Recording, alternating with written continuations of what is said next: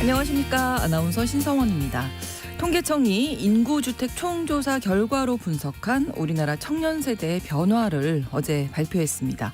이 분석에 따르면 우리나라 청년 인구는 계속 감소해 약 1,000만 명에서 30년 뒤에는 절반 수준으로 줄어들 것이라고 내다봤습니다. 또 2020년 기준으로 청년 세대의 미혼 비중은 81.5%에 달하는 것으로 나타났고요. 혼자 사는 청년의 비중도 2000년에 비해서 3배 이상 증가했습니다.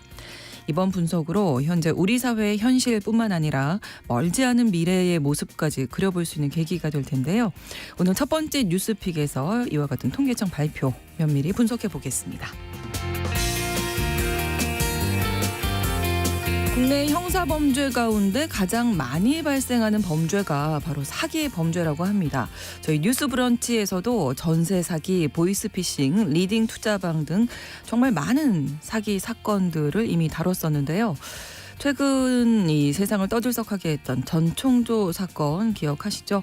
경찰 발표에 따르면 이로 인한 피해자 수 총 30명으로 규모는 35억 원에 달한다고 합니다. 오늘 서혜진의 범죄연구소에서 이 사기범죄, 그중에서도 대한민국을 뒤흔든 희대의 사기범들과 그 피해자들의 눈물에 대해서 되짚어보는 시간 마련했습니다. 11월 28일 화요일 신성원의 뉴스브런치 문을 열겠습니다.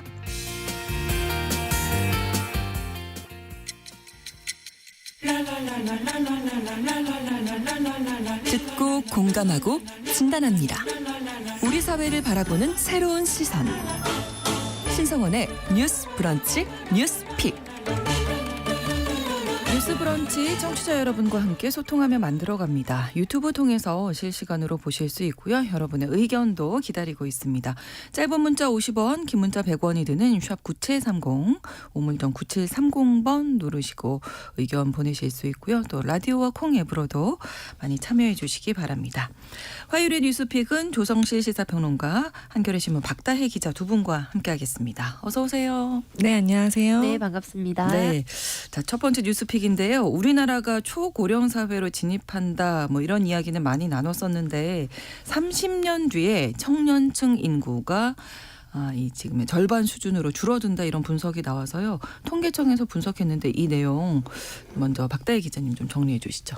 네, 이렇게 좀 수치로 보니까 또 와닿는 게 다르실 것 같은데요. 그러니까요. 통계청이 어제 인구주택 총조사를 예전에는 5년마다 지금은 매년 하거든요. 근데 그거를 토대로 해서 그 인구 가운데 이제 만 19살에서 34살, 지금 현재 한국 그 어떤 법령상 기준으로 청년 세대의 삶이 어떻게 될 것이냐, 이들이 어떻게 살고 있고 앞으로 어떻게 변해 갈 것이냐를 이제 좀 종합한 이제 통계 자료를 발표를 했어요. 그래서 이번 분석은 2000년부터 2020년까지 그 청년 세대를 대상으로 해서 분석을 했는데, 네. 이제 청년 세대 자체는 이제 굉장히 많이 줄어들고, 그 반면 이제 또 이제 그 기존의 청년 세대들 중에 미혼 비율은 늘어난다라는 통계가 일단 나왔습니다. 그래서 좀 자세하게 살펴보면 네. 일단 기본적으로 청년 비중이 굉장히 빠른 속도로, 너무 아시겠지만 줄어들고 있어요. 그러니까요. 그래서 2020년 기준으로 봤을 때 청년 인구는 전체 인구의 한 20.4%밖에 되지 않습니다. 이제 5명 중에 1명꼴인데, 네. 그래서 한 1,021만 3천 명 정도 되거든요, 이 기준이. 근데 이게 계속 지속적으로 줄어들고 있다 보니 이게 2050년에는 총 인구의 11%까지 떨어진다는 관측이 나왔어요. 그 말인즉슨 한 30년 만에 절반으로 줄어든다는 얘기죠. 그렇죠. 그래서 이제 아마 이 말씀하신 저희가 많이 얘기하는 저인구화의 어떤 그런 걸 좀 실감할 수 있는 그런 통계가 아닌가 싶기는 한데요. 네. 그리고 청년 특성들이 좀 여러 가지가 나왔습니다. 그래서 그 중에 가장 아마 두드러지는 거는 아무래도 결혼을 하지 않는다라는 점인 것 같아요. 그래서 네. 2020년 기준으로 봤을 때 역시 청년 세대의 미혼 비중이 81.5%고, 요거는 어차피 사실 뭐 20대를 포함한 거여가지고 훨씬 당연히 높을 수밖에 없는데, 그렇죠. 통상적으로 이제 우리가 평균적으로 결혼을 한다라고 보는 30대 초반, 보통 한 30에서 34살, 그렇게 봐도 미혼 비중이 56.3%예요. 이게 절반은 이미 넘어선 거죠. 네. 근데 이제 요것도 아마 계속해서 좀 계속 증가할 것으로 보이는 그런 좀 흐름이 나왔습니다. 그래서 아무래도 여러 가지 사회적 현상이랑 다 결부가 된 것 같아요. 이제 사실 내 몸 하나도 건사하기 힘든 시대다 보니 결혼이나던가 애인이 있어도 굳이 뭐 결혼이라는 어떤 그런 사회적 제도를 따르는 거에 더 이상은 어떤 압박감을 느끼지 않는 세대라는 건 이제 좀 확실해지는 것 같고 네. 그 제가 어제 안 그래도 퇴근하고 이게 유튜브에 EBS 다큐멘터리를 보다가 EBS에 이제 초저출생 다큐멘터리를 이제 네. 올해 나온 게 있는데 거기 되게 재밌는 게 이 청년 혼자 사는 청년들이 좀 네. 늘어나면서 침대 사이즈가 커졌다는 거예요. 그게 아. 어떤 얘기냐면 네. 그러니까 왜 이렇게 언뜻 보면 그게 무슨 말이지라고 하실 텐데 혼자 있으면 좁은 침대 써도 될 것 그냥 같다. 뭐 싱글 침대 이런 거 하나 두고 살 법한데 그 말인즉슨 사실 그 여러 측면이 있는데 그러니까 혼자 사는 그 가구가 보통 예전에 결혼이 당연시하게 여길 때는 그게 되게 임시적인 상태이기 때문에 어차피 결혼하면 좋은 침구 큰 그렇죠. 침대 산다고 생각을 하는 경우가 많아서 그냥 정말 아주 잠깐 이제 그냥 1인 침대를 두고 살았다면 이제 되게 많은 청년 가구들이 그거를 더 이상 임시적인 상태로 생각하지 않는다는 거예요. 그냥 나는 뭐 애인이 있어도 앞으로 크게 뭐 어떤 변수가 없으면 그냥 혼자 살 것 같은데 그럼 내가 지금 사는 공간에 최대한 질을 좀 높이자. 그러면은 이제 침대도 조금 가능하면 공간이 허락을 한다면은 조금 네. 넉넉한 침대를 구입해서 좀 살자. 그래서 그 대형 침대 그 구매 규모가 계속 늘고 있더라고요.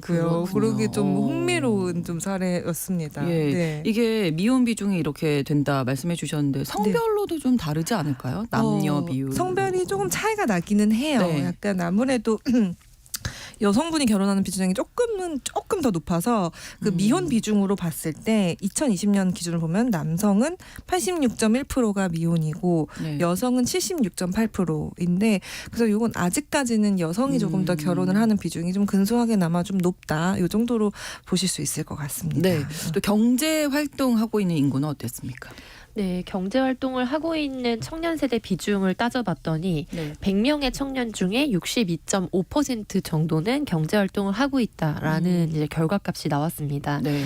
근데 이 경제활동의 기준이 어떻게 잡히냐에 따라서 통계값은 좀 크게 또 차이가 날 수밖에 없는데요. 그 조사 기준 시점으로 일주일 동안 수입을 목적으로 해서 1시간 이상 일을 한 경우를 이제 포함한 값이에요. 근데 이 수치가 이게 2000년도 기준으로 했을 때는 전체 100명 중에 54% 정도였거든요. 근데 지금 한 63%로 올랐기 때문에 약 10% 정도 증가한 폭을 보인다. 이렇게 보시면 될 것 같습니다. 근데 이제 저는 이 조사에서 가장 유의미하게 봤던 거는 네. 다른 조사들도 항목별로 다 성별 차이라든지 혹은 19세에서 24세, 25세에서 29세 이렇게 세 개로 분위를 나눠서 다 비교를 해주거든요. 근데 이제 그 중에서 가장 두드러지게 성별 차이가 난 게 바로 이 경제활동에 관한 부분이었습니다. 2000년도 기준으로 봤을 때는 네. 남자의 경우에 66% 정도가 경제활동 인구였기 때문에 현재 63.9%랑 봤을 때 한 뭐 2% 정도 소폭 하락하긴 했지만 거의 대동소이한 수치를 보이거든요. 네. 근데 여성 같은 경우에는 고등교육률과 경제활동률이 드라마틱하게 좀 올라간 결과를 보입니다. 네. 그래서 당시에는 42.3%가 경제활동 인구였어요. 근데 지금은 61.1%로 20% 대폭 뛰었습니다. 그러네요. 네, 근데 이거는 아마 다른 수치하고도 이제 상관관계가 있을 수밖에 없다고 합리적 추정이 되는데 예를 들면 뒤로 넘어갔을 때 이제 경제 수입원이 어떻게 되느냐, 뭐 배우자의 소득이냐, 본인의 소득이냐, 부모에게 의지하냐 이런 조사들도 있거든요. 네. 그래서 가구의 형태 자체가 전체를 비중으로 봤을 때 결혼을 한 가구 자체가 20% 정도 줄어들었습니다. 그게 부모와 같이 사는 축으로 들어가기도 하고 이제 개인으로 1인 가구로 분리되기도 했기 때문에 그렇죠. 이런 여러 가지 종합적인 상황 속에서 어떤 게 우선적인지는 조금 더 깊은 조사가 필요하겠지만 그렇죠. 네. 독립을 해서 살기 때문에 경제활동을 계속할 수도 있고요. 그렇죠. 아니면은 고등교육률이 꾸준히 여성이 올랐거든요.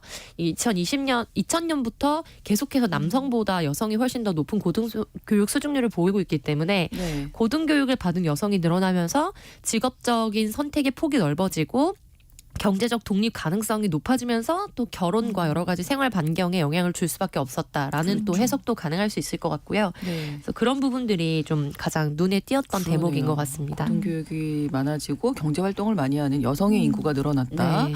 그리고 뭐 아까도 지금 얘기 계속 나왔지만 혼자 사는 비율도 계속 늘어나고 있는 거죠. 네, 그래서 이제 얼마 전에 종영한 드라마 타 방송 드라마긴 한데요. 네. 이제 타 방송 드라마가 수년 만에 대한민국에서 한국인이 좋아하는 프로그램 1위에 올랐다. 조성식 평론가님이 특히 네, 방송 전마다 늘 얘기를 했던 드라마인데요. 근데 이제 너무나 사랑했던. 두 번째 프로그램이 예능 프로그램이 네. 나 혼자 산다 프로그램이었던 것 같아요. 그래서 이게 수년간 1위를 했었는데 그거를 뒤집고 드라마가 올라갔다 이게 뉴스였거든요. 네. 근데 이제 나 혼자 산다라는 그 컨셉 자체가 굉장히 센세이셔널하고 인기가 있을 수밖에 없었던 게 바로 이 통계값에 나타납니다. 이게 청년 세대 연령별 거주 가구 유형을 이제 계속해서 조사를 하고 있는데요. 네. 2020년도를 기준으로 봤을 때와 2020년도와 2020년 그러니까 20년을 간격으로 봤을 때 1인 가구의 수치가 전체 100명 중에 네. 6명에서 7명 정도가 1인 가구였거든요. 20년 전에는요. 근데 2020년 값을 기준으로 봤을 때는 5명 중에 1명입니다. 20%로 껑충 뛰어오른 거죠. 대신 기혼 가구는 37.1%에서 15.5%로 반절로 줄어들었습니다. 정말 그러네요. 네. 어. 그래서 엄청나게 이제 말씀하신 뭐 침대 사이즈부터 시작해서 네. 그다음에 분양되는 아파트의 평형대, 인기 있는 그렇죠. 평형대, 뭐 때로는 이제 3자녀 이상 분양되는 경우에는 막 미달나기도 하고 그랬거든요. 네, 네. 이제 그런 것들이 전체적으로 다 합이 이제 물리면서 우리 사회의 변화된 어떤 모습을 좀 반영하고 있다. 그래서 1인 가구로 살아가는 분들이 엄청나게 많이 늘었다는 것이 단순히 체감적인 게 아니고 네, 네. 네, 이제 수치적으로 객관적으로 좀 확인되는 데이터라고 볼 수 있겠습니다. 아무래도 통계청에서 분석하니까 이제 수치를 네, 보니까 그쵸. 더 확 네. 와닿는 네. 느낌이 있는데 우리 청년 세대들의 지금 현실 그리고 이제 미래의 모습까지도 우리가 예측을 해볼 수 있을 텐데 이번 분석 중에서 가장 어떤 부분이 좀 눈에 띄셨는지 하나씩 좀 말씀해 주실까요? 박다혜 기자님. 네, 저 요 1인 가구 좀 연결해서 얘기를 아, 하면 예. 그게 재밌었어요. 청년들이 이제 혼자 보통 이제 독립을 하는 경우가 젊은 세대에서는 결국에는 학교 아니면 직장이거든요. 근처로. 네, 그래서 네. 뭐 원래 지역에 살다가 뭐 서울 수도권으로 대학을 와서 혼자 산다거나 네. 아니면 이제 취업 때문에 이제 직장 때문에 어쩔 수 없이 혼자 사는 경우가 되게 많은데 이번 조사에서도 그러니까 청년들이 혼자 사는 이유 대부분 55.7%는 직장 때문이라고 응답을 했어요. 근데 그 밑에 그 2순위 응답이 자신의 독립 생활이라고 네, 나왔거든요. 그게 한 23.6%로 이제 2순위였는데 그게 보여주는 게 사실은 어떤 비자발적 요인으로가 아니라 그냥 자발적으로 내가 나의 독립 생활을 영위하고 싶어서 나는 이렇게 독립해서 혼자 살고 있다라는 긍정적인 응답을 보여주는 것만큼 확실히 아까도 잠깐 말씀드렸지만 이 지금 청년 세대의 인식은 부모 세대와는 정말 다르고 그렇죠. 1인 가구라는 게 어떤 굉장히 뭔가 비정상적이거나 아니면 뭐 좀 어쨌든 좀 뭔가 이제 표준이 아닌이라고 얘기하기가 예전에는 어렵고 그랬잖아요. 결혼을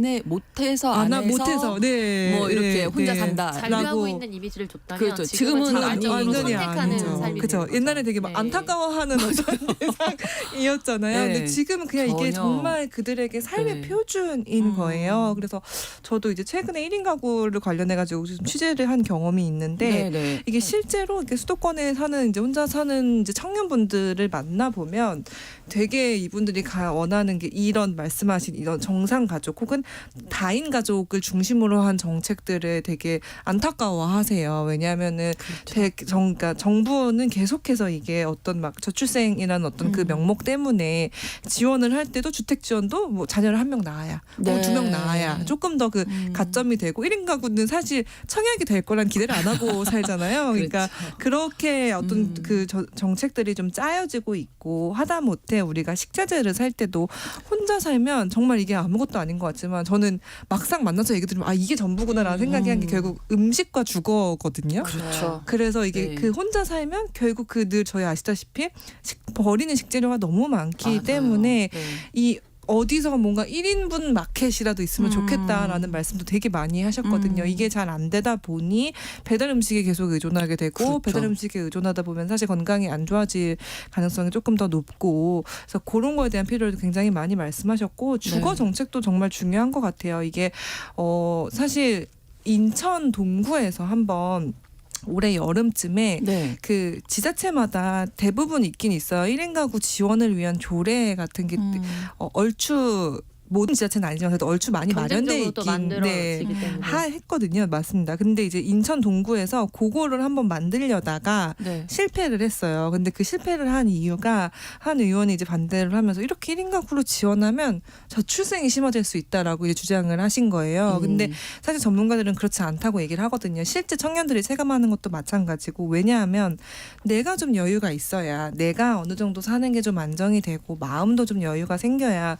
뭐 나가서 내가 누굴 만날 이런 그렇죠. 그것도 생기는 네, 거잖아요. 네. 그리고 아무래도 가장 어떤 꼭 이게 결혼이라는 그런 어떤 형태 혹은 제도적으로 진입하는 거를 가장 꺼리는 이유 중에 또 하나는 사실 경제적인 이유도 분명히 그렇죠. 있는데 내가 나의 1인분의 생활을 하기도 힘든 상황에서 어떻게 남을 누군가를 돌보거나 이제 책임을 져야 책임지는 된다. 거는 너무 이제 부담스러워하는 네. 게 크단 말이죠. 그래서 그렇죠. 사실 전문가들도 1인 가구를 뭔가 지원하는 정책은 저출생을 더 심화시킬 거야라고 이게 연결짓는 거는 굉장히 잘못된 판단이다. 네. 왜냐하면 이들의 삶을 먼저 안정시켜 줘야 우리가 그 다음을 뭔가 꼭 결혼이라는 형태는 아니더라도 네, 네, 어쨌든 네. 그 뭔가의 그 다음을 좀 기대하고 그려볼 수 있는 것이지 어떤 이제 그 인천 동구에서 벌어진 것처럼 그렇게 약간 단순하게 이렇게 생각하는 거는 조금 피할 필요가 있다. 그리고 네. 이미 1인 가구가 사실상 지금도 가장 많은 가구 형태긴 하거든요. 그러니까요. 고령층까지 포함해서 네, 네. 그리고 앞으로는 훨씬 늘어나가지고 이게 모든 지자체에서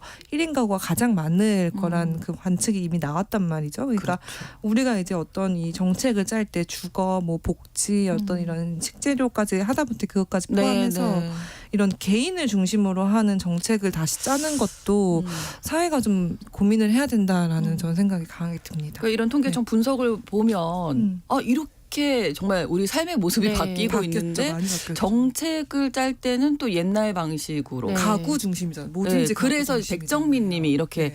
남겨주셨거든요. 발등에 불 떨어진 것처럼 우리나라의 미래가 걱정이 되는데 정부에서 내놓고 있는 인구 증가 정책이 속도를 못 따라가는 것 같습니다. 네. 이렇게 남겨주셨고요. 또 7098번으로 저희 아이들 30대 중반 둘 다 간호사인데 아이들도 직장 때문에 모두 나가서 혼자 살고 있습니다. 결혼은 하고 싶지 않고 그냥 연애만 하고 비혼주의로 남고 싶다네요. 하시는 부분에 좀 걱정하시는 어머님의 미안합니다. 마음이 네. 느껴집니다. 이해가 아무래도. 되죠. 네. 네, 저는 이번 조사에서 가장 좀 뇌리에 박혔던 수치는 1990년대에는 1990년을 시점으로 봤을 때 네. 청년 세대 인구 비중이 31.9%였어요. 그러면 3명 중에 1명이 20세에서 35세 사이였다는 겁니다. 네. 그러면 이제 전체적인 그래프가 이제 머리에 윤곽이 나오시잖아요. 그렇죠. 그러니까 그 당시에 하이틴 드라마부터 시작해서 맞아요. 네, 질투 막 이런 드라마들 있잖아요. 그 당시 90년대 청춘 스타들이 나왔던 그렇죠. 네, 흥행을 할 수밖에 지금도 없었습니다. 활동하고 계신 그렇죠. 분들이 여전히 레전드로. 젊으실 때. 네, 30년 전에. 근데 그럴 갑자기 수밖에 목소리 없는 게 커지네요. 네. 저는 이제 대중매체와 정치가 굉장히 연관이 있다고 생각을 하는데 왜냐면은 시대적인 어떤 트렌드나 그런 것들을 반영을 해야 사람들이 많은 부분이 유사하고 약간의 판타지가 있어야 몰입이 되는 거거든요. 그렇죠. 이제 그런 측면에서 청년들이 부각되고 청년들의 그런 뭐 설레임, 좌절, 꿈 이런 것들이 뭔가 부각되는 게 90년대 정서였다면 네. 2050년으로 가면요. 청년 세대 인구 비중이 11%입니다. 그러니까 정말 이거는 없어요. 11%는 네. 좀 너무 충격적이에요. 근데 이게 30%에서 11%로 주는 게 3분의 1밖에 안 되는 것 같잖아요. 네. 근데 부양지수로 보시면은 이게 곱절의 개념이 되는 거거든요. 그러니까 20세에서 35세가 한 명이고 나머지 세대가 밑에 돈을 안 벌고 부양을 해줘야 되는 세대고 약간 중년 장년이 있지만 노년층까지도 확대가 되면은 그럼 뭐 대략적으로 1대1로 잡았다 그러면은 11%는 여기가 한 명인데 나머지 세대가 9명인 거예요. 그렇죠. 그래서 1대 9가 되는 겁니다. 1대 2에서 1대 9가 되는 거기 때문에 이거는 엄청나게 드라마틱한 변화고 이제 그런 측면에서 봤을 때 정치가 무엇을 말해야 하는가. 네, 네. 여기 지금 말씀하신 거랑 맥락은 같은데요. 그러니까 결국에 우리가 정치라고 하면은 지금 저희 들어오기 전에도 속보 나왔던 거 보면은 누가 어떤 의원이 어디에 출마하고 무슨 공천을 받고 어떤 내막이 있고 그리고 정당 안에서 어떤 불협화음이 있고 그리고 뭐 이런 방식의 누가 무엇을 말했는가에 굉장히 초점이 맞춰져 있어서 나는 우리 지역구 의원 이름도 모르는데 아니면은 그 사람이랑 어떤 관계인지 모르는데라고 여의도 정가에 대한 뭔가 그런 빠삭한 정보가 없으면 정치적으로 본인이 문외한이라고 착각하게 되는 경우가 되게 많거든요. 네. 근데 이제 그럴 수밖에 없었던 게 기존에는 기본적인 돌봄의 영역을 가구에서 다 해결을 했습니다. 그렇죠. 그 역할을 주로 엄마라는 이름의 사람들이 했죠. 물론 이제 경제적인 부양은 아빠가 하는 경우가 많았지만 모든 대다수의 가정에서 그렇듯 이제 엄마가 시부모도 부양하고 자기 친정 부모는 부양하지 못해서 슬퍼하고 그리고 자식과 남편을 부양하고 그러다가 시대가 조금 지나면서 맞벌이하는 엄마에 대한 여성상이 또 되게 많이 나왔고요. 그리고 비혼인 여성의 경우에는 결국에 결혼한 자녀들을 대표해서 또다시 노년에 부모를 부양하는 모델이 우리 너무 익숙한 모델이잖아요. 그렇죠. 그런데 이제는 더 이상 그게 통용되지 않는 시대가 되는 겁니다. 그렇죠. 그러면 결국에는 가정이 했던 이 돌봄과 부양의 영역 그야말로 수신의 영역이죠. 몸을 돌보고 수신과 재가의 영역 자체를 정부가 정책적인 어떤 안전지대를 만들어서 안전망으로 해줘야 되는데 네. 그렇다면은 그야말로 생활 밀착형인 기존의 지방자치 영역에서 할 거라고 생각했던 영역에 대한 정책적 이슈가 법제적으로 위상이 높아져서 국가적인 패러다임으로 설계가 돼야 되는 거거든요. 네, 그렇게 나이테가 새롭게 생기는 시점에 지금 우리가 서 있고 근데 그런 측면에서 그런 국회가 그 부분에서 얼마만큼의 이런 1인 가구나 이런 청년 세대들의 현재적인 문제를 대변하고 있는가. 이제 그런 문제가 저는 공이 지금 뭐 국민의힘이라든지 또 정의당이라든지 뭐 민주당도 물론 그렇지만 특히 국민의힘과 정의당에서 나오고 있는 분당 논란. 그래서 새롭게 창당될 것이다라고 하는 논란에서 네. 뭐 예를 들면 이준석 전 대표와 류호정 의원이 굉장히 결이 달라 보이지만 그 안에서 겪고 있는 그 싸움의 패러다임은 같거든요. 세대 간의 격차입니다. 그러니까 네. 당내에서 이 세대를 대변하는 것을 어떻게 할 것인가에 대한 공통적인 문제의식을 가지고 있기 때문에 네. 이건 민주당에서도 사실 대표 주자가 될 수 있을 만한 한 사람이 튀어나오지 않았기 때문이지 수면 아래에 있는 문제고요. 그래서 이런 부분에 있어서 이제 정책적인 문제는 결국에 정치가 담보하는 거고 네. 정치를 한다는 거는 너무 원론적인 이야기지만 다수의 사람들이 관심을 가져야 가능한 거거든요. 그렇죠. 네, 그런 측면에서 이제 우리 프로처럼 이렇게 생활 밀착형의 정책적인 담론을 다뤄주는 프로그램이 굉장히 의미가 있다. 왜냐면 요즘 저희 정치평론 프로그램의 목적까지 네네. 나왔습니다. 네. 처음에 생각하고 들어온 건 아닌데 얘기하다 보니까 네. 정치에 관심을 갖고 싶다라고 말씀하시는 1인 가구 청년들이 되게 많아요. 예. 그런데 맞습니다. 뭘 봐야 될지를 모르겠다는 거예요. 왜냐하면 이제 보통 정치나 이런 걸 다루는 프로그램들이 다 이제 공천과 관련된 거, 네, 그다음에 정쟁 그런 관련된 정쟁과 관련된 사안들을 많이 다루기 때문에 네. 근데 이제 시사나 정치평론 하시는 분들과 이제 사석에서 만나서 얘기할 때 공통적으로 나오는 주제는 이틀 길면 일주일 못 가서 휘발될 이 이야기를 온 방송이 다 달라붙고 본인도 거기에 기여해서 계속해서 새로운 뉴스를 만들어내는 거에 대한 피로감을 많이 호소를 하거든요. 그렇죠.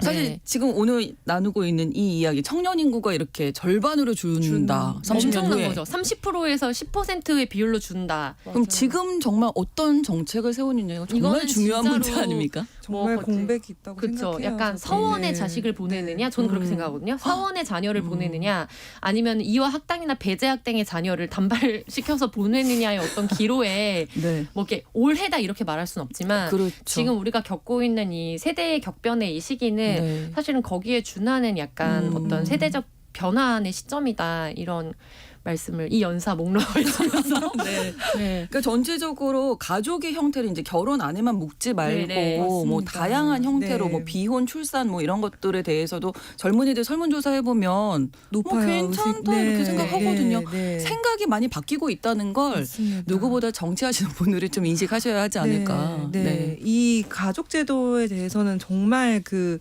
지금 쭉 말씀해주신 이 정치권과 네. 이 현재 막 가족을 구성할 수 있는 그리고 그거를 막 앞에 놓여 있는 청년들 간의 괴리가 정말 크거든요. 그렇죠. 그래서 요 문제는 한번 저희 2부에서 조금만 더 짚어보는 것으로. 네, 잠시 후 2부에서 계속 이야기 나누겠습니다. 11시 30분부터 일부 지역에서는 해당 지역 방송 보내드립니다.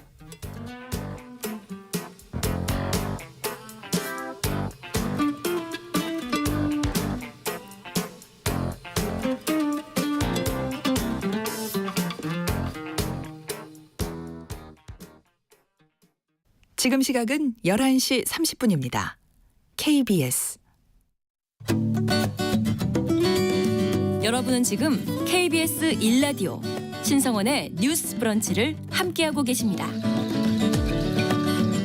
청년 인구가 30년 뒤에 절반 수준으로 줄어든다. 뭐 전체 11% 이런 이야기 조금 무서운데요. 무섭죠. 어떻게 네. 보면 네. 우리가 수치로 이야기하니까 더 확 와닿는 것 같고 뭐 정치 이야기 말씀해 주셨지만 정말 정책을 지금부터 차근차근 잘 만들어 나가야 미래를 대비할 수 있겠구나 이런 생각이 들어서 맞습니다. 박다희 기자님. 네. 그리고 아마 제 예상으로는 통계청이 예상한 것보다 빨리 진행될 거예요. 저도 인구 변화는 늘 통계청이 내놓은 것보다 훨씬 빨리 그렇죠. 진행되고 있거든요. 근데 네. 그 말인즉슨 정말 청년 세대는 의식과 가치관이 기존이랑 다르다는 그렇죠. 얘기예요. 그리고 네.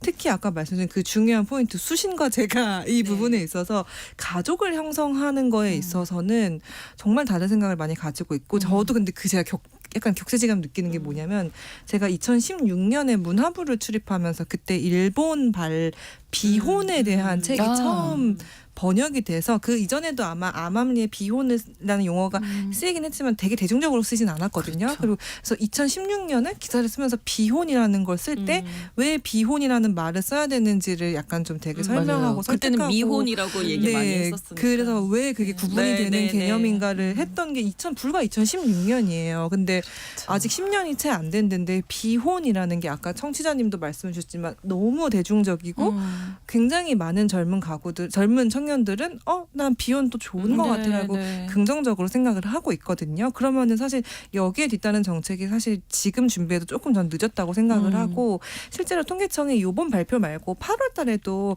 이 청년 의식 변화 조사를 한번 발표를 한 적이 있어요. 근데 거기를 보면 사실 정말 결혼에 긍정적인 청년은 36%밖에 안 돼요. 그러니까 10명 중 한 3명 정도밖에 안 되고 사실 그 결혼을 한다고 해도 53.5%는 자녀는 없어도 된다라고 하는 생각이고 반대로 내가 굳이 이런 어떤 제도적으로 결혼이라는 제도를 묶이지 않아도 나는 아이는 낳고 싶어. 내가 사랑하는 사람과 아이는 낳을 수 있을 것 같아라고 생각하는 그 동의율, 비혼 출산 동의율 같은 경우에는 지난해 기준 39.6%까지 올랐어요. 요 39.6%가 결혼에 긍정적인 비율이 36.4%잖아요. 이게 더 높은 거예요. 그러네요.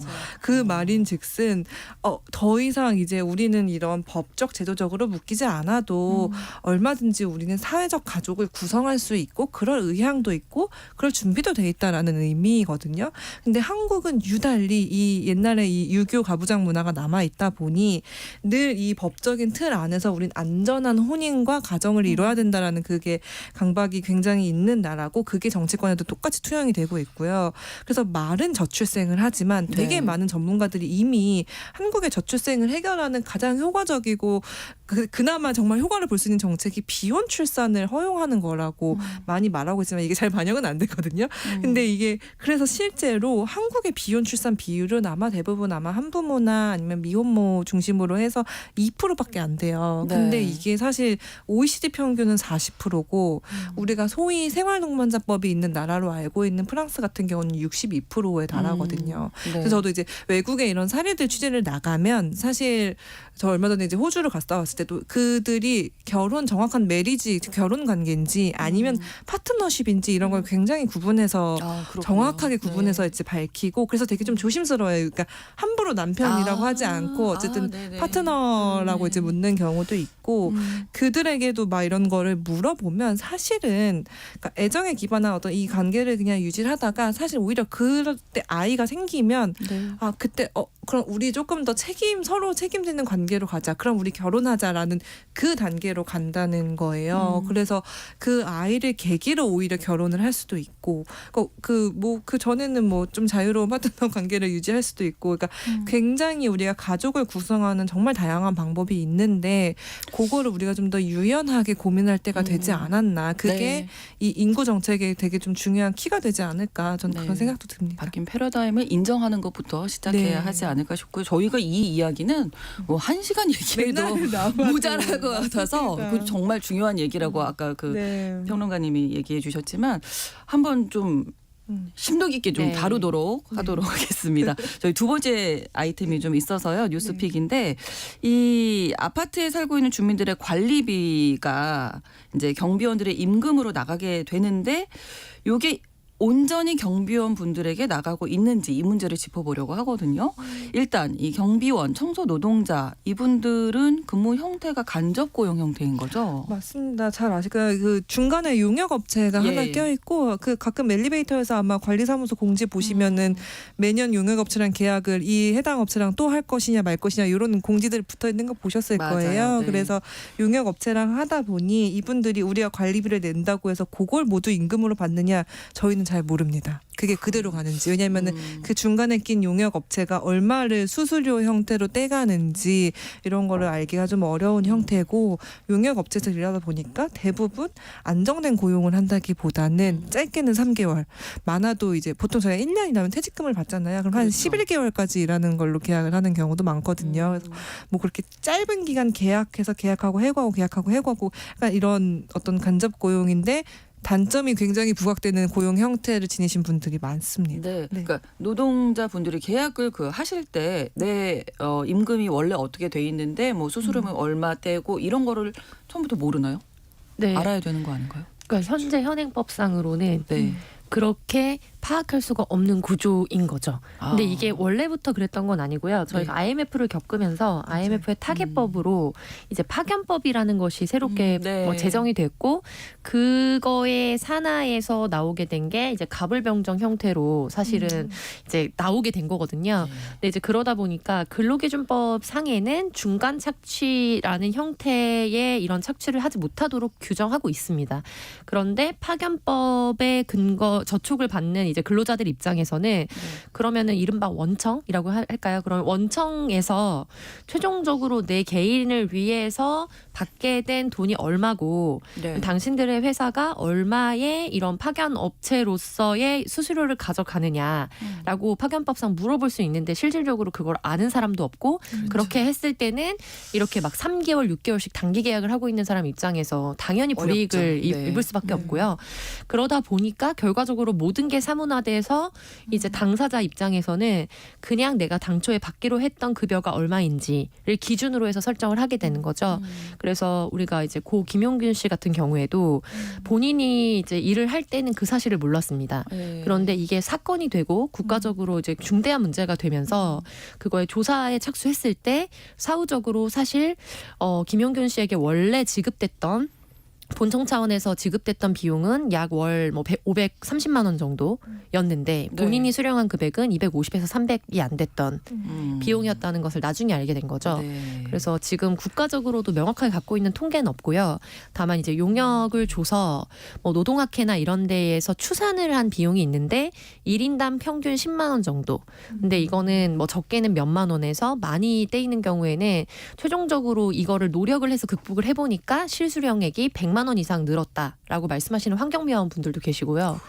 그래서 이게 천차만별이라고 볼 수 있겠습니다. 일명 그 쪼개기 계약을 맞습니다. 해서 퇴직금 못 받는 거잖아요. 3개월, 네. 6개월 이렇게 되면 이게 1년 이상 예, 네, 직장에서 해야 일을 해야 되는데. 퇴직금을 받을 수 있는 건데. 네, 이게 불안정한 일자리를 그리고 그러니까 불안정한 일자리 그리고 안 좋은 고용 환경을 계속 유지할 수밖에 없는 그런 현실이고요. 그래서 이거를 좀 막아보자라는 지자체도 있어요. 경기도가 대표적이긴 한데 네. 경기도에서 이제 이 주민들이 내가 이게 낸 관리비만큼 실제로 경비원 분들이 받는지 주민들이요? 네. 네네. 임금을 확인할 수 있는 그런 규정을 도입을 했어요. 근데 네. 이제 이 규정을 도입하고 그 아마 경기도 의원에서 이제 의원분이 이제 좀 의견을 내주셔서 도입을 했는데 실제로 사실 아파트에서 조금 관리 규약에 잘 반영이 되고 그거는 근데 아파트 주민분들도 좀 관심을 가져야 될 것 그렇죠. 같아요. 왜냐하면 또 경비원분들의 처우가 좋아져야 우리 아파트가 더 깨끗하고 네, 안전한 네, 네. 단지가 되는 거니까요. 네. 그래서 그런 거에 조금 더 관심을 가질 필요가 있고 이게 조금 더 많은 지자체로 좀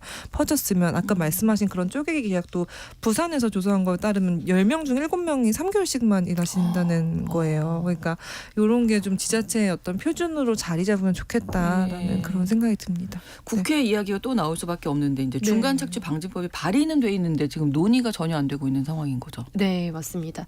중간 착취 방지법이라는 이제 이름으로 특정되는 법안이 한 5개가 지금 계류가 되어 있는데요. 네. 그러니까 사실 이 사안 같은 경우에는 뭐 우리 방송에서 여러 번 다뤘던 뭐 그 노란봉투법이라고 불리는 노조법 2조 3조 개정안과는 다르게 그러니까 최근 들어서 사실 이제 논의가 시작된 거예요. 네. 그러니까 여기 이렇게 되신 분들이 한 500만 명 좀 안 되는 정도가 사실은 이 대상자다.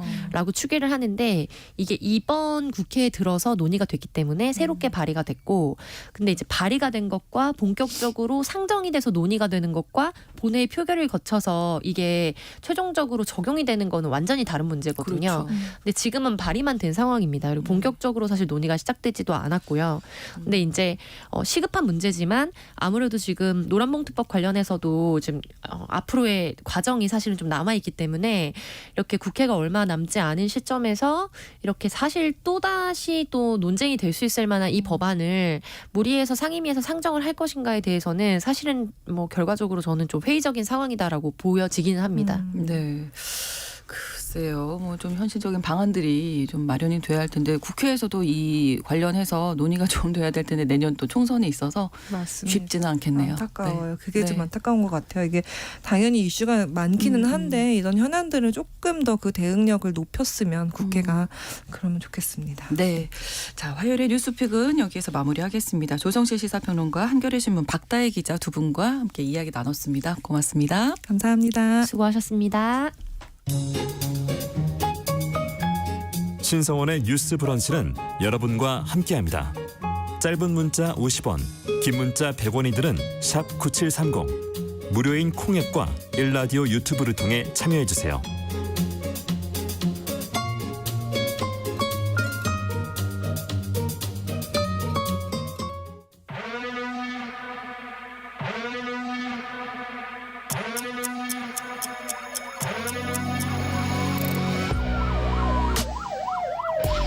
범죄를 통해 우리 사회의 이면을 살펴본다. 뉴스 브런치 서혜진의 범죄연구소. 우리 사회에서 벌어지는 범죄를 통해 세상의 이면을 살펴봅니다. 그리고 더 나은 사회로 가기 위해서 연구합니다. 서혜진의 범죄연구소 오늘도 서혜진 변호사와 함께하겠습니다. 어서 오세요. 네, 안녕하세요. 자, 오늘은 사기 네, 이야기 사기. 한다면서요. 최근에 너무 사람들이 다 관심을 가졌던 네. 전청조 사건이 있었죠. 근데 그 사건을 계기로 좀 사기에 대해서 많은 분들이 다시 한번 생각해보는 계기가 된 것 같습니다. 사건의 결론은 아직 나지 않았지만. 그렇죠. 네. 그래서 오늘 희대의 사기범들에 대한 이야기를 가지고 오신 걸로 알고 있는데 일단 이 전 씨 이야기 잠깐만 또 하면 지난해 출소 후에 짧은 기간에 30명에게 네. 35억 원을 갈취했어요. 예. 이게 와, 참 출소도 사면을 받았다고 합니다. 광복절 특사로 그래요. 사면을 받아서 사실 형기를 다 채우지 못한 상태로 이제 일단은 나온 거죠. 세상에 나온 거고 일종의 가석방된 상태였는데 네. 수감되었던 그 원인된 범죄 사실도 사기였던 거예요. 과거에도 그러니까 이미 사기 범죄로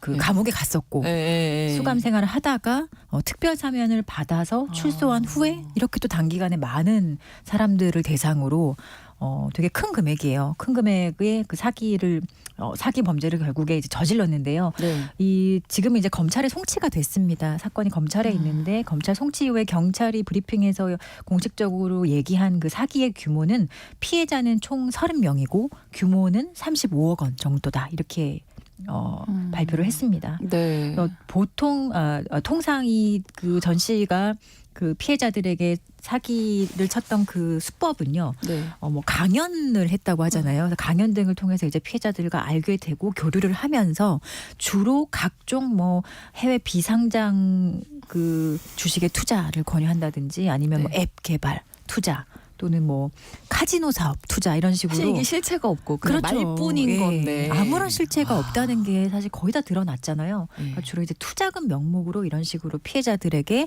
돈을 편취를 했고 네. 그 금액이 거의 이제 30억에 달한 35억 원 정도, 뭐 35억 원 전후인 것 같습니다. 이렇게 큰 금액의 어떤 편취 금액.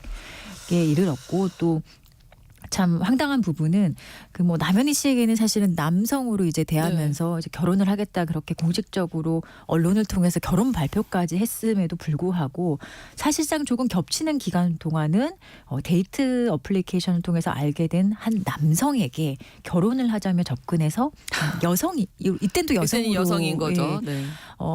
결국에 수천만 원을 또 이 남성에게 일종의 혼인빙자를 그 수법을 삼아서 수천만 원을 편취를 한 겁니다. 와. 네, 근데 뭐 이건 이건 되게 황당한 수법인 것 같아요. 네. 사기는 세계 사실 우리나라에 되게 많기 때문에 예. 여러 종류의 사기 수법도 있고 또 정말로 사기도 사실 정말 마약과 같이 끊을 수 없는 경우도 많거든요. 보면 그렇군요. 재범률도 상당히 높고요. 네. 근데 이런 식으로 뭔가 자신의 성별을 바꿔가면서 예. 여성인 것처럼 행세하면서 남성에게 결혼을 그 빙자하면서 네, 사기를 네, 친다거나 네, 네. 아니면 또 남성인 것처럼 행세하면서 여성에게 결혼을 하자면서 접근하는 이런 식의 사기 그 수법은 되게 좀 특이한 것 같습니다. 되게 기괴하기도 하죠. 우리가 그렇죠. 봤을 때는 네. 실제로 뭐 결혼도 했던 걸로 알려져 있고 2018년에는 여성과 결혼식을 올렸고 20년에는 남성과 혼인신고도 했다라고 해서 정말 사실게 결혼은 과연 뭘까요? 그러니까요. 네. 이해하기 되게 어려운 것 같습니다. 결혼도 결국에는 사기를 사기의 위한 어떤, 과정이죠. 그렇죠. 네, 네. 목적을 위한 어떤 수단 정도였던 것 같습니다. 예, 오늘 희대의 사기범 이야기 할 텐데 뭐 이제 전청조 씨도 네. 들어가지 않을까 싶고 첫 번째로 누굴 뽑으시겠습니까? 네, 뭐 이 전청조는 이들에 비하면 사실 편취 금액은 정말 적어요. 근데 뭐 예. 피해자들이 있는 범죄이기 때문에 사실 모두가 똑같은데 금액에 상관없이 그렇죠. 정말 뭐 단군이대 최대, 뭐 건국 이후 최대 이런 식의 이제 이름을 붙은 사기 유명한 사건 세 건을 제가 가져와 봤는데 네. 제일 먼저 사실 생각나는 것은 대한민국 사람이라면 한 번쯤은 그렇죠. 들어봤을 이름이 장영자 예. 사건입니다. 건국 이후에 최대 규모의 금융 사기 사건이라는 그런 별칭이 붙은 사건인데 네. 사실 이 당시에만 하더라도 이렇게 큰 금액이 그 뉴스에 오르내리는 적이 거의 없었을 것 같습니다. 네. 이 부부가 사실 사기의 그 공범이었고요. 중앙정보부 차장을 지낸 남편이 이제 권력이 있기 때문에 이런 권력을 배경으로 가능했죠. 네. 가능했던 거기도 합니다. 그래서 정치적인 이슈와 함께 맞물려서 단순 사기 사건이 아닌 어떤 정치적인 문제로도 이제 불거졌었고 네. 연루된 사람들도 이제 그런 분들이 많았기 때문에 더 관심의 대상이 됐었습니다. 네. 이 장영자의 사기 수법은 사실은 뭐 지금은 과연 가능할지 모르겠어요. 지금은 좀 어려울 것 같아요. 예, 그 금융 당시에. 실명제 이전에 있었던 그렇죠. 거기 때문에 사실 거의 다 차명 거래를 했었고 이 사건 때문에 사실 금융 실명제에 대해서 우리가 정말 진지하게 고민을 하고 결국에 이제 도입할 수 있었던 거기도 한데요. 81년부터 82년까지 7,111억 원에 달하는 그 어음을 받아냅니다. 기업의 어음을 담보로 받아내는데 예. 예를 들어 그냥 좀 자금이 어려운 기업에 접근을 해서 이 정도 돈을 빌려줄게 하고 제안을 합니다. 대신에 몇 배, 최대 9배까지에 달하는 어음을 담보로 받아요. 예, 그걸 받고 시중에 이제 어음을 할인하는 방식으로 현금으로 융통을 하고 그 자금으로 다른 식의 또 주식 투자를 한다거나 또 다른 기업에 접근해서 똑같은 방식으로 이런 식으로 이제 계속 금원을 불려 나가는 건데 사실 자금 사정이 되게 어려운 대기업 입장에서는 이렇게라도 하지 않으면은 사실 살기 어려웠기 때문에 네. 솔깃한 제안이었고 당장 이제 부도나기에 있으니까. 그리고 이렇게 뭐 남편이 뭐 중앙정보부에 있다 이런 얘기가 있으면 사실 믿을 수밖에 되죠. 없죠. 예. 네. 그래서 결국에 은행장 뭐 기업체 간부들을 포함해서 30명이 구속됐었고요. 뭐 당시 철강업계 2위 뭐 일신제광 뭐 도급 순위 8위였던 공영토건 부도가 나고 그 15년이 최종적으로 선고가 됐습니다. 네. 그리고 이후에도 뭐 출소 후에 좀 이 정도는 아니었지만 몇 건의 사건에 좀 연루되기도 했었죠. 그렇습니다. 다 건국 이후 최대 규모 금융사기 사건 네. 장영자 사건이었고요. 또 누가 있었나요? 단군 이래 최대의 사기꾼이라는 별칭이 붙었네요. 주수도에 다 아실 겁니다. 네. 제2그룹이라고 하면 다 아실 텐데 제2그룹. 예. 네네. 일종의 다단계입니다. 정말 전형적인 다단계고 예. 뭐 참 많은 분들이 이 사건으로 피해를 봤었죠. 네. 정말 각기 다른 곳에서 자살한 사람들이 예. 이제 발생했는데 이제 쫓아 가 보니까 이 제2그룹 네, 주수도가 사기에. 원인이었다는 거죠. 네. 그 2000년 무렵부터 이 제2그룹을 설립해서 회원들을 모았거든요. 근데 회원을 한 10단계 정도로 나누고 상위 회원으로 갈수록 돈을 더 많이 가져가는 방식이었는데 근데 당시에 이 무려 이 제2그룹의 회원 수가 35만 명이었다고 해요. 그리고 와. 매출이 연 매출이 2조 원대면 사실 어마어마하잖아요. 그러네요. 그리고 다단계 기업이긴 하지만 뭐 마트와 백화점 이런 계열사만 20곳이었고 가맹점도 3천여 정도의 달하였다고 합니다. 네. 근데 결국에는 이제 그 설립 3년 만에 이런 식의 다단계에는 이제 한계에 다다르게 됐고 결국에 많은 피해자가 생겼고 이 피해자들의 그 피해 금액을 취합해 보니 거의 뭐 2조 원대. 에 다다랐다고 합니다. 그래서 엄청난 금액이죠. 상상하기도 어려운 금액인데 그러네요. 네. 2007년에 징역 12년이 확정이 됐고요. 주수도가 네. 그리고 그 옥중에서 네. 2013년도에 수감 중에 그 측근들을 통해 또 1,100억 원의 그 사기 이런 거를 사기 행각을 벌였다가 감옥에 있을 때요? 예. 그러니까 이런 식의 그 전형적인 어떤 사기 범죄를 범하는 사람들은 사실 굳이 밖에 있지 않아도 그러네요. 수감 중에도 가능하다는 겁니다. 그래서 2020년에 이제 징역 10년이 이제 추가로 선고가 된 상태입니다. 와, 대단합니다. 또 누가 있을까요? 조이팔이라고 다들 아, 부르고 네, 있습니다. 네, 네. 뭐 최근까지도 예, 예, 이게 프로그램에서 뭐 본 것 같아요. 우리나라의 네. 이 폰지 사기의 대표적인 인물인데 사실 사망을 했잖아요. 이 사람 네, 네. 그 중국에서 사망을 했다라고 하면서 뭐 사망 진짜다 아니다 당시에, 뭐 예, 이런 것도 나오고. 그런 뭐 영상이나 사진 네. 같은 게 공개됐는데 그것도 사망한 것이 맞느냐라는 의구심이나 의심이 사실 아직까지도 좀 이어져 오고 있긴 합니다. 뭐 공식적으로 검찰이 2016년도에 이 사람은 사망했다. 그래서 공소권 없음으로 사건 종결하겠다라고 결론을 내렸지만 네. 많은 사람들이 이런 사람이라면 죽음도 사기칠 수 있다라고 생각을 하는 거죠. 네. 왜냐하면 이게 문제가 일어날 시간까지 이제 다 계산을 했었다면서요. 네, 자기가 도망갈 시간, 도주 그리고, 계획도 세우고. 피해자가 언제쯤이면 어떤 방식으로 어느 정도의 피해자들이 와. 문제 제기를 할 것이다라는 것을 면밀하게 그 계산한 다음에 그 전산망을 이제 회사 전산망을 파괴한 뒤에 아. 현금화해서 개인 자산을 가지고 본인만 빠져나간 거잖아요. 중국으로 도주를 한 겁니다. 그래서 이것도 의료기기를 사고 나서 이거를 뭐 모텔이나 찜질방에 설치해 두면은 임대 수익을 이제 내면서 고수익을 얻을 수 있다라는 네. 수법으로 사람들을 모았는데요. 처음에는 실제로 조금 이익이 나는 것처럼 이율도 줘요. 네. 근데 이렇게 전형적으로 이런 식으로 뭐 처음에는 이유를 주고 믿게 하면서 그렇죠. 계속 피라미드 형식으로 결국에는 이제 누군가는 피해를 볼 수밖에 없는 구조가 된 것이고 결국에는 뭐 이 조이팔 본인만 엄청난 수익을 얻은 거겠죠. 이 조이팔에 의한 피해자들의 모임이 있는데요. 네. 이 연대 모임에 따르면 거의 한 4조에서 5조 정도의 피해 규모를 추산을 한다고 합니다. 이거보다 더 된다는 그런 주장도 있고요. 예. 뭐 어쨌든 이게 참 피해자들 대부분이 서민이었고 이 사건으로 10명 정도의 투자자들이 극단적 선택을 하기도 한 되게 좀 안타까운 사건이거든요. 근데 결국에는 책임지는 사람이 없이 아무도 이렇게 없이 끝나게 그냥 된 끝나서 거죠. 아마 지금도 고통받고 계신 분들이 계실 것 같은데 이렇게 피해자들이 금액의 크고 작음을 떠나서 내가 왜 그랬을까 자책을 많이 하신다고요? 그렇죠. 이게 전형적으로 사기 피해자들에게 항상 모든 범죄가 그 범죄를 범한 가해자들의 책임이고 가해자들이 비난을 받아야 하는데 사기 범죄는 사실 이게 경제적인 측면에서는 정말 살인 범죄랑 비슷해요. 네. 경제적 살인, 뭐 사망 선고와 비슷한 피해를 입는 분들이 많기 때문에 네.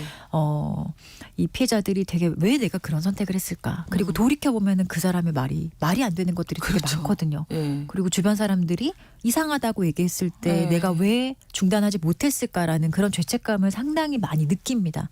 그래서 또 이게 바로 피부로 느껴지는 피해가 또 바로 커요. 사기 범죄 같은 경우는 당장 내가 저 돈을 회수할 수 없다라는 그 절망감을 느꼈을 때 회복의 방법이라든지 어떻게 다시 내 피해를 복원해야 하는 거에 대한 너무 막막함 때문에 사실 정말로 최근에는 이 사기 피해로 인한 어떤 극단적 선택도 네. 많아지는 추세라 지금 되게 사회적인 문제 되고 있는 것 같습니다. 여전히 네. 이 문제에 대해서 우리가 많이 해결하지 못했고 그렇죠. 그런 지금 것들이 뭐 전세 사기 이런 네, 올해 것까지도 이어오고 있는 것 같아요. 뭐 보이스피싱, 뭐 로맨스 스캠, 뭐 여러 가지 많은데 우리나라 형사 범죄 중에서 사기 발생 비율이 가장 높다면서요? 네, 그건 맞아요. 모든 형사 범죄 그래요? 중에 1위가 사실상 사기 범죄고, 뭐 뭐 OECD 국가 중에 대한민국 1위다 이런 얘기인데 이건 잘못된 얘기긴 합니다. 사실 우리가 예, 그 정도는 아니고 실제로 그렇게 통계내는 건 어렵긴 해요. 우리는 좀 고소 고발 같은 게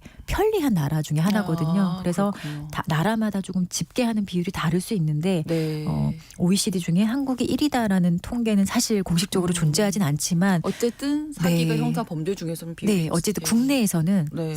형사 범죄 중에서는 사실상 사기가 1위를 차지하고 있고 이 분기별로 발표한 범죄 동향 리포트가 있는데요. 네. 여기에 의하더라도 2022년 4분기 범죄 동향 리포트에도 사기 범죄가 1위를 차지했습니다. 네. 이게 사기 관련한 형량이 너무 낮아서 그런 거 아니에요? 그렇죠. 그냥 이런 얘기 되게 많잖아요. 그냥 잠깐 고생하고 네. 뭐 금전적으로 편하게 음.